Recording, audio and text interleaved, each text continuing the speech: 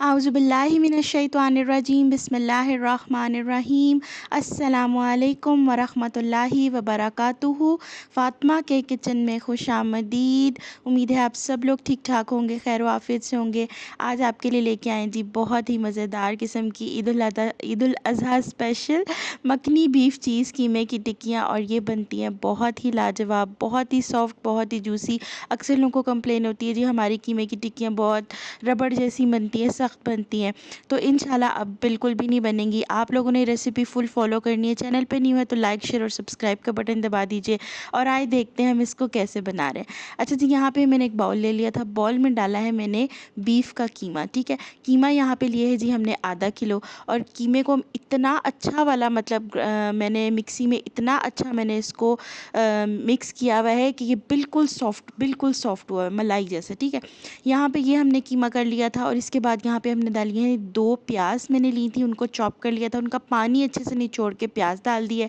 अब यहाँ पे जी हमारे पास एक अदर टमाटर है, एक गुट्टी पुदीना है, आधी गुट्टी धनिया है, और साथ है 5 से 6 अदद हरी मिर्चें, और साथ इसमें हमने डाली हैं जी अदरक एक टुकड़ा, और लहसुन के जवे तकरीबन 7 से 8 अदद। ठीक है, ये चीज़ें डाल के हमने इनको अच्छे से ग्राइंड कर लिया था। इनका भी पानी हमने निचोड़ देना है, और जो हमारे पास जो इसका गूदा रह जाएगा ना वो हमने डाल देना है।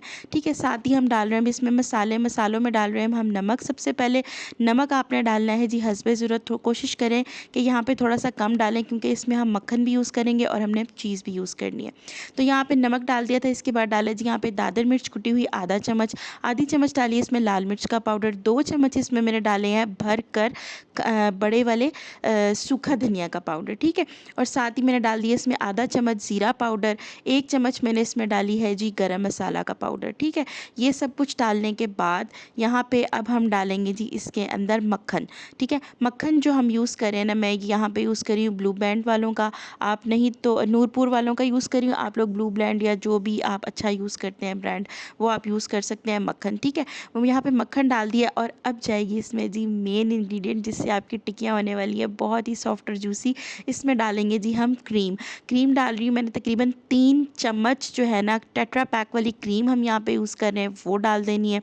और डालने के बाद यहाँ पे हमने हाथों की मदद से ना इसको बहुत अच्छे तरीके से मिक्स कर लेना है। ठीक है, तो मिक्स करने का तरीका आप देख रहे हैं कि हाथों की मदद से हाथ अच्छे से वॉश कर लें। वॉश करने के बाद यहाँ पे हमने जी इसको कर लिया है जी मिक्स। ये देखें जी, अच्छे से जैसे आटा गूंदते हैं ना, हमने इसको वैसे गूंदना है और वैसे मिक्स करना है। जितना अच्छे तरीके से हम इसको, जितना टाइम तकरीबन 10 से 12 मिनट आपने इसकी अच्छी सी ना, एक कहते हैं ना मसाज करनी है, तो समझे कीमे की आपने अच्छे से मसाज करनी है, अच्छे से इसको आपने मिक्स करना है, अच्छे से आपने गूंदना है। और इसकी फिर ये होगा कि जब गूंदने के बाद ना हाथों के ऊपर इसका ऑटोमेटिकली चिकनाई निकलना शुरू हो जाएगी। जब इसकी चिकनाई निकलना शुरू हो जाए तो समझें कि अब आपकी जो कीमे की टिक्कियों का जो मटीरियल है ना, वो ज़बरदस्त हो गया रेडी, और बिल्कुल यकजान हो जाए तो फिर आप समझें कि ये माशाल्लाह से हो गया तैयार। तो यहाँ पे 10-15 मिनट मैंने इसको रेस्ट दिया था। रेस्ट देने के बाद यहाँ पे अब हमने एक टिक्की की शक्ल दी है, उसके अंदर डाले जी हमने यहाँ पे मोज़रेला चीज़। ठीक है, यहाँ पे आप लोग चेडर चीज़ भी यूज़ कर सकते हैं, लेकिन वो मेल्ट हो जाती है। मोज़रेला डालने से ये होता है कि एक तो जो लेस आती है ना, उसका बहुत मज़ा आता है। तो यहाँ पे मोज़रेला चीज़ डालने के बाद इस तरीके से हमने टिक्की को बाइंड कर दिया है। सेंटर में हमने चीज़ डाली है, और यहाँ पे अब हमने बना ली हैं जी टिक्कियाँ बनाने के बाद यहाँ पे हमने तवा को कर लिया था गरम, और इसके ऊपर डाल देनी है जी टिक्कियों का साइज़ जो है ना, मैंने यहाँ पे रखा है बड़ा। ठीक है, क्योंकि जितना हम पतला और बड़ा रखेंगे ना टिक्की, उतनी ही क्या कहते हैं जूसी भी बनेगी, अपना पानी निकालेगी और उसके अंदर ही पकेगी। ठीक है, पहले लो फ्लेम पे हमने कुक करना है, फिर हमने इसको फ्लेम को कर लेना है तेज़। यहाँ पे टिक्की को बड़ा रखने का मकसद ये है कि जब टिक्की को आपने बड़ा रखना है तो वो शिलिंग होकर छोटी हो जाएगी। ठीक है, तो यहाँ पे आप देख सकते हैं मेरी टिक्की का साइज़ अच्छा खासा बड़ा है। और यहाँ पे इस तरीके से बस इसको मैंने पहले लाइट से मैंने इसको शैलो फ्राई करना है, और उसके बाद मैंने इसको दोनों तरफ तकरीबन 5-5 मिनट देने हैं, और फिर दबा देना है। हल्का सा दबाने के बाद यहाँ पे जो कलर आ रहा है ना, ये आ रहा है कुछ इस तरीके से। और अब जो है ना टिक्कियों ने पानी जो था वो सारा खुश्क हो गया है और अच्छा खासा घी छोड़ दिया है। ये देखें जी माशाल्लाह से टिक्कियाँ हमारी तैयार होना शुरू हो गई हैं। कलर भी बहुत प्यारा सा गोल्डन सा कलर दे रही हैं। ये देखें, और आपने इनको हल्का हल्का सा फिर से थोड़ा सा प्रेस कर देना है ताकि टिक्कियों में अगर कोई कच्चापन है तो वो सारा दूर हो जाए और पानी सारा निकल जाए। इसी पानी के अंदर आपने कुक करना है, तभी ये टिक्कियाँ इतनी जूसी और इतनी मज़ेदार बनेंगी। ठीक है जी। तो यहाँ पे हमारी होगी बड़े मज़ेदार सी जो है ना क्रीमी चीज़ी बीफ टिक्कियाँ तैयार। बहुत ही माशाल्लाह से लाजवाब बनी थी और घर वालों को बहुत पसंद आई थी।